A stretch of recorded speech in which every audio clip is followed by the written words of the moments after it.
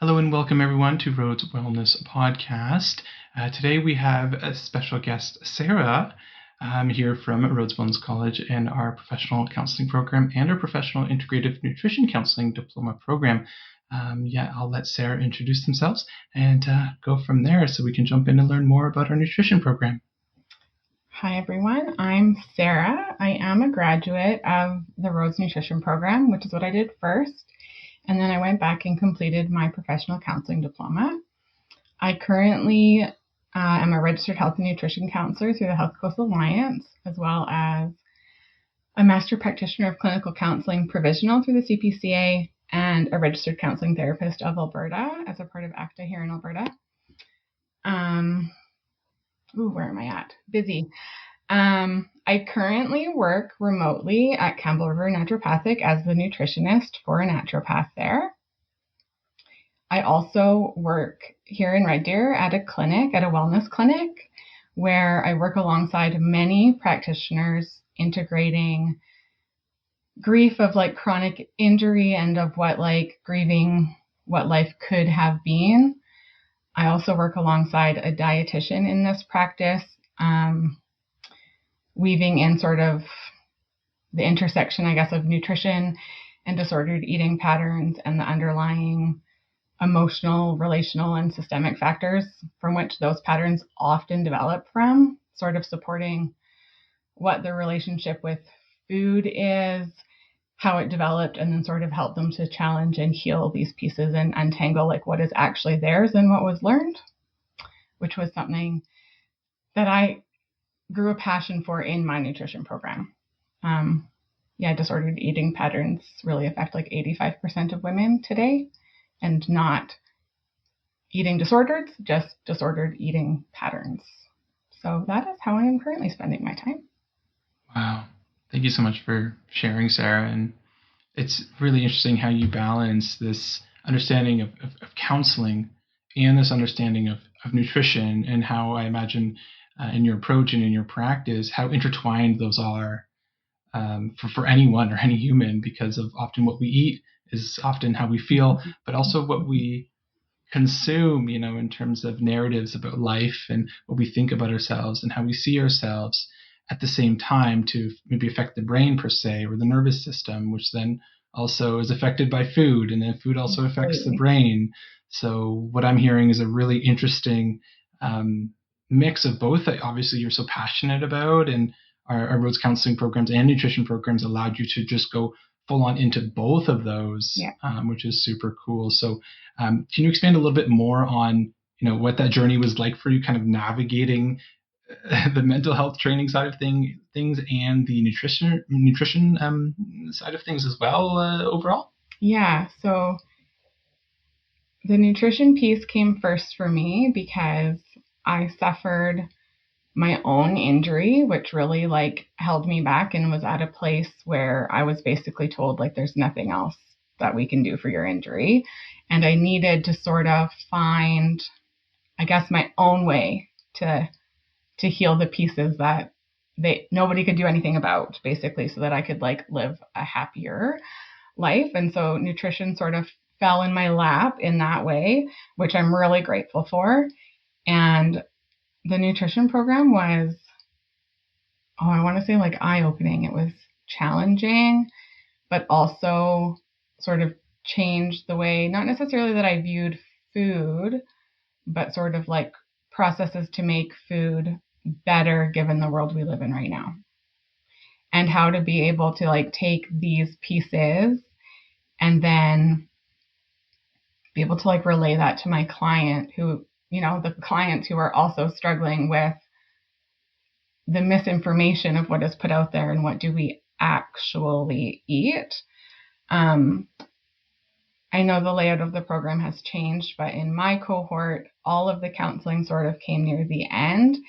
And I think I was just at a space in my life where I was like really leaning heavily into the counseling piece and sort of fell in love. I don't want to say with other people's trauma because that sounds terrible, but like being able to, if I had a nutrition client and it came back to a childhood trauma, I also wanted to be able to address those pieces. So I took, I want to say, a gap. I did work for the summer, and then I decided to go back in the fall to finish my counseling so that I could also be a counselor as well. And that program challenged me in an entirely different way than nutrition did, more about like leaning in, I guess really what was uncomfortable for me, really addressing some of the things that I hadn't, that probably were also holding me back. And so I think together, these programs, each on their own and together, sort of also helped heal pieces of me. Wow. Thank you so much again for sharing and being vulnerable and real and your personal story about what drew you to this work, and that you knew you were ready, to lean into learning and growing, personally on a really personal, vulnerable level, but also professionally, in being able to hold space for not only their feelings and their thoughts and how they're feeling, but also what they're eating, what they're not eating, and how they could show it better with their life and their overall kind of perspective and viewpoint on nutrition and its importance in the client's life. And I could really understand that you don't necessarily have the training to talk about the nutrition, but when only speaking about the nutrition, you don't necessarily have the training to talk about the mental health side of things. So, and that's the problem, right? Is like the dietitians are great. They know their job. They know the nutrition. They know what to do, but they have no training in counseling at all. None. And so they have these clients who struggle not necessarily to follow meal plans or what they're supposed to eat, but it's like when we fall, I'm going to say, off the wagon of what the plan was set out, it always starts this like shame spiral of like, I'm not good enough, I'm a failure, I can't do anything right. And where do those things stem from? Why are we all walking around with like these pieces that sort of come out in all the things that we try to do? Exactly. And eating goes back right to childhood versus absolutely right to our first few days as a human, and what we're ingesting and our family's ideas of what eating well is, or eating in general, I'll say, and how, we then now approach, say, into early adulthood, for example, what we're eating and how we feel about what we're eating, and how we could shift our, I guess, perspectives on things, and or just our perspectives on ourselves, and how we may or may not beat each other up or ourselves up over eating something that would be deemed as bad, or labeling it as a bad thing, when that is right tied into deeply, the mental health side of consuming any type of food in general. And you're right, there's so much out there that says this is good, this is bad, this is good, this is bad, which is very polarizing as well, and can only add to that kind of mental distress of not feeling really great maybe about what we're doing, and where you can step in and say, what could be helping and what a better plan could be moving forward. Yeah, nutrition's often overlooked, and it really tends to be the cornerstone of health, and not just physical health, but mental health as well, for sure. It is. So. Indeed. Sorry. And, with both programs, the nutrition program from Rhodes and also the counseling program, it really highlights that mental, physical, emotional, and spiritual wellness within us as humans. And then the nutrition side of things with your program, the Professional Integrative Nutrition Counseling Diploma program from Rhodes, adds that last layer of that I think sometimes is missing in that medicine wheel of mental, physical, emotional, and spiritual well-being. So I'm curious if you have any kind of thoughts on that in respect to your approach, and how, when working with clients, how kind of different your sessions are from client to client, and how you balance this counselor role and this nutrition role, and like, just how do you do that? Yeah. I want to say this was something in the program that really challenged me. If my teacher listens, he's going to know, my spiritual wellness teacher, because I was like, I am not into this. But really, what I did take away from it and learn is that sort of like mental, emotional, physical, and spiritual wellness, as well as nutritional wellness, look different for everybody and every person. We're not the same. So what works for me might not be what works for you. And how my spiritual wellness practices are going to be very different than yours and my neighbors and whatever, but it's finding the pieces that work best for you to feel empowered, grounded, and nourished in yourself, and really being able to like tune in and listen. And so that is how I operate most of my sessions, is really just getting my clients to be able to slow down and listen to their body, to their heart, to their mind, the pieces that often we don't allow ourselves enough time to like sit with. And yeah, my sessions are, I'm going to say, never the same. Like they're all different depending on my client. I sort of say I'm an eclectic therapist. I pull pieces from every sort of modality that I can, that I was trained for, as well as also have taken extra classes on to be able to pull these pieces together to meet my client where they're at right now. Because it's not a fix. Like nothing is broken, right? It's just about being able to sit and accept yourself where you are right now and what is going to help you get to where you want to be. Brilliantly put, Sara. It's, even when you speak those words and do this recording, it has me reflect on so many different areas of my life that I sometimes forget to sit with and just look at and be with, to understand how I'm feeling in this moment, and knowing that I don't necessarily have to fix it if there's something, say, wrong, because in a sense, there's always something I could be doing better in this thing called life that would be more beneficial for my health and well-being, and that there is no perfect way. There is, to your point, everyone is different, and nobody is going to be perfect in the way that they show up, in a sense, for themselves. And I'm sure from your counseling training, there's this idea of being perfect, and that coming from this idea of needing to be for school or our parents, or in everything that we do, which puts so much unnecessary, I think, stress on us and expectation. Yeah, that's also what school taught me, really, is like, I'm going to say I'm a recovering perfectionist. That's what I'm going to say, is like, I'm really trying to lean into that. I don't need to be perfect. I can just be authentically myself, and how I show up in the authentic way is really why people are leaning back in, right? I don't have to put on a face and know all the answers. It's okay not to know the answers, right? It's okay to be humble about those things, even in session. Like, I actually don't know, but I'm happy to go away and do a little bit more research and come back to this next time. And I also think that gives us like space to be honest and vulnerable with our clients in a safe way that lets them feel like they can be honest and vulnerable and seen and heard. Yeah.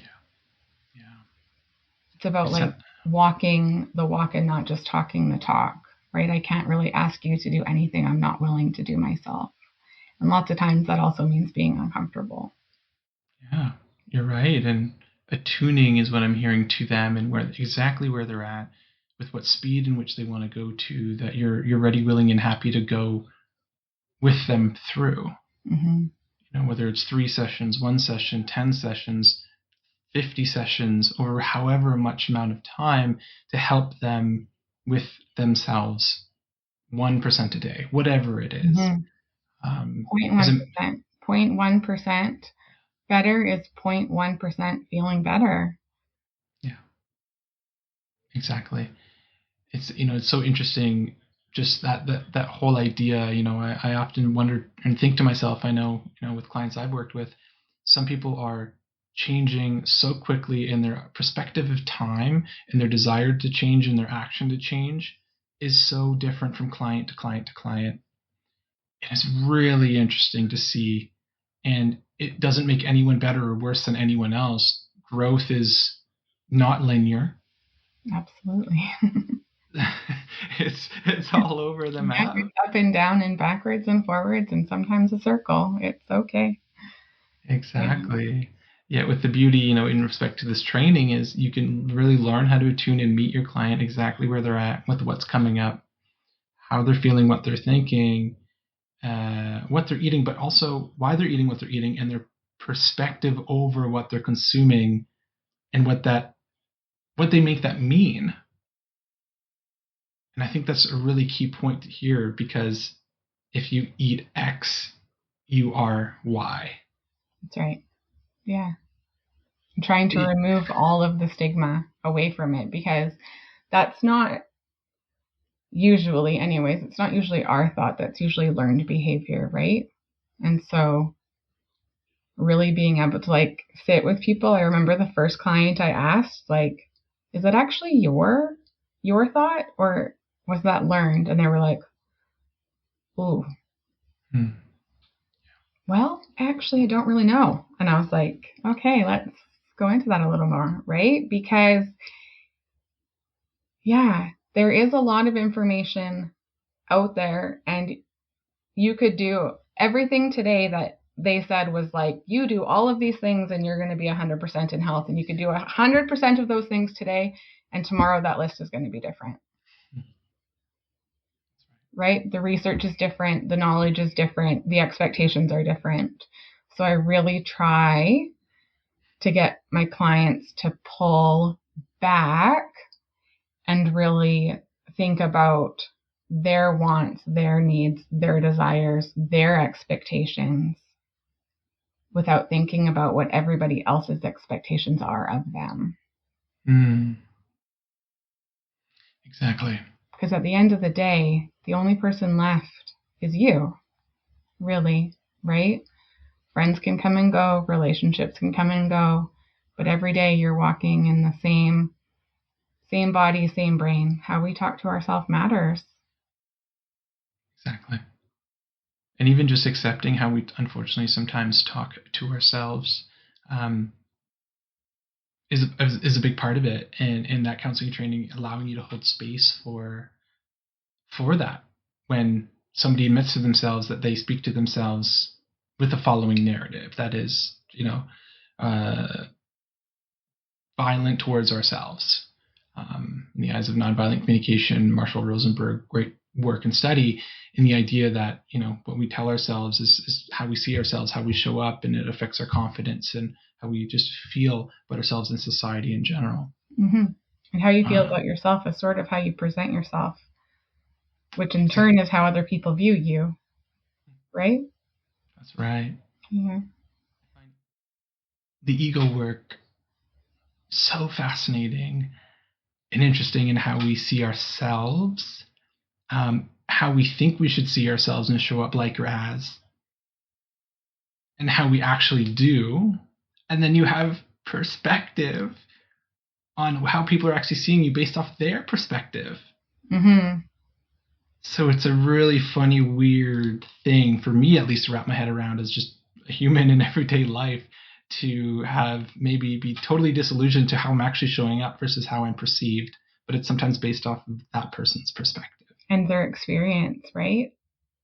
How your experience in life is like, we called it like the color glasses that you're seeing the world through, right? So if you had an easy childhood that was filled with love and food and safety and everything you could have asked for, you're looking out into the world with rose-colored glasses.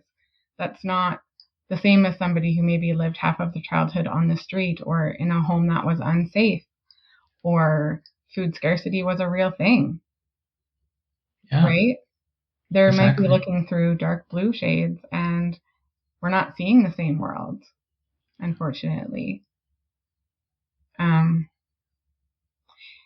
And yeah, there is this piece of like the unconditional positive regard for others, that everybody is just showing up every day, doing the best that they can with what they have on any given day in any given moment. And I want to say just like letting go of control, because the only thing that you can control is your behavior, your actions, your thoughts. Everything else is uncontrollable. Right. And that's so tough. when we can remove those pieces, it sometimes just allows us a little bit more space to feel, and a little bit more space to like not have so much pressure on our shoulders every single day. Because I don't know what's happened to you today, right? And so maybe by lunchtime when I pass you in the coffee shop, you're stressed out and you're cursing under your breath and you're like, get out of my way or whatever, and you're angry, and I take that personally. But really, maybe you just dropped your briefcase on the ground and all of your documents just got spilled in a puddle, and now you have to repeat 40 hours of work. Like, I don't know. Yeah, we don't know. And right? We don't know until we know. Yeah, has nothing to do with me. And you don't know what you don't know. And sometimes exactly. When you know, it's hard to unknow. Right? And so, yeah, I really try just to like get my clients to see what it feels like to sit with themselves. Because most people aren't comfortable doing that. Yeah. This leads me to my next question for you, and that's, in the age of distraction, in the age of misinformation, do you find that information online, for example, social media, is really maybe concerning for you with potentially what some of your clients are consuming in terms of certain narratives of what we should or should not be eating, what we should or should not be thinking overall, and that affecting our health? Yeah, absolutely. And I'm not going to say I don't go on social media, because that would be a lie. What I am going to say is that what we feed ourselves nutritionally via food, we're also feeding ourselves through what we're bringing into our systems, right? So this is like brain food. And so are we spending time on social media, following social media people who where you're comparing yourself to them, or they're comparing themselves to other people, or this is the only way to get that and do this to do that?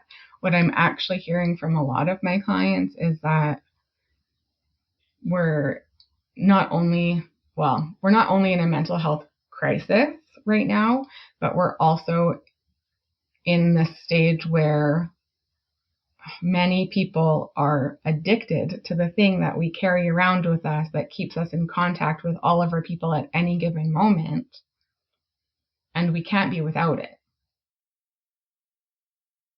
It's become so ingrained into every piece of our life that it's hard to leave it at home, right? You're like lost without your phone. And so I think one of the things that like I tell everybody, and not just my clients, like literally in passing, is if you think that your social media is a problem, but you don't want to turn it off, is just to put your phone in grayscale. Yeah. Because you don't get any of the dopamine hit, which is what you're looking for. It's quick dopamine. And when your phone is in grayscale, you don't get any of it. And so you could pick up your phone to scroll, and then you might not even scroll for 3 minutes because you're like, this is boring. Because you're not being stimulated. And I'm not kidding. Like, I tell it to everybody. Me and my husband went to Kananaskis in November, and there was a group of late 20 age dudes in this sauna talking about what book they were going to read in their book club. And I was like so very intrigued. I was like, what book are you reading in your book club? They're like, oh, we haven't had one yet. The phone is getting in the way. And I literally was like, put your phone in grayscale. And they were like, that sounds so boring. And I was like, yeah, but then it eliminates the problem. And they kind of just laughed at me, and they're like, actually, thanks for that tip. I'm probably going to do that. Oh, amazing. And my husband was like, I can't believe you did that. And I was like, well, you know, but it is a problem. And so I do say to people that if you're not happy with what you're consuming on your phone, you have the ability to change it. Yeah. But again, you can only control yourself and your actions and your behaviors, right? Exactly. And if you can modify what you're consuming to the point of all of these things are things we consume. It's the energy in which is coming into this body, let's just say for now. And it will feel different with different energy coming into it. And in our mind, if we can control what we're consuming, what energy is coming into it, and we're really cognizant and aware, I think maybe specific with what we feel or know doesn't help us feel all that great about ourselves, that we know we're consuming rather mindlessly. We can start to identify what doesn't, say, resonate with us in terms of social media and information and information in general, along with what food we find as we sit with it doesn't necessarily digest well in our bodies either.